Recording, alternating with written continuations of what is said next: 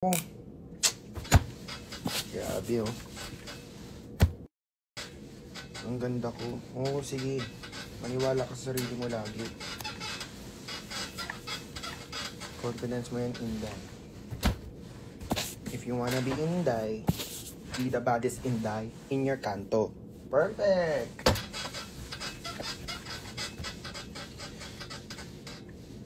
Ang ingay mo daw. Tangina mo, bablock kita para manahimik buhay mo. Wait lang, saan ko ba? Block ka. Bye-bye. Ayan, meron ka ng piece of shit.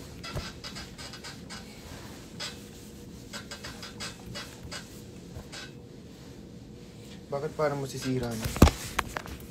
Wow, kasi parang di siya umiinit. Parang di dumiretso. Umiinit ka ba? Ang pangit ng plancha dito sa London. Social lang kayo pero pangit gamit nyo.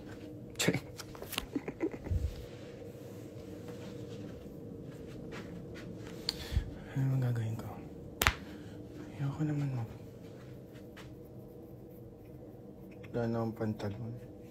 What if mag-short? Kaso wala akong medyas.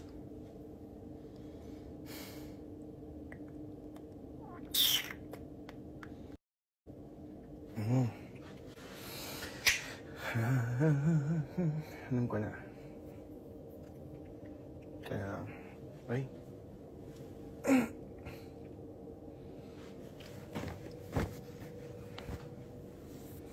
Sige. Ito na lang. Hindi pala. Joke lang. Ito na nga lang ulit. Hirap mag-desisyon sa buhay pag mag-isa ka lang. Ha? Huwag ka na magdami. Pagupit ka na. Gago ka ba? Kakapakulot ko lang, papagupit mo sa akin to. Ano bang 3 oras akong nakababad para lang dito, tapos papagupitan mo? Sobrang sama naman ng ugali mo. May mama ka ba? Suotin mo medyas ko. Asim yan ba eh.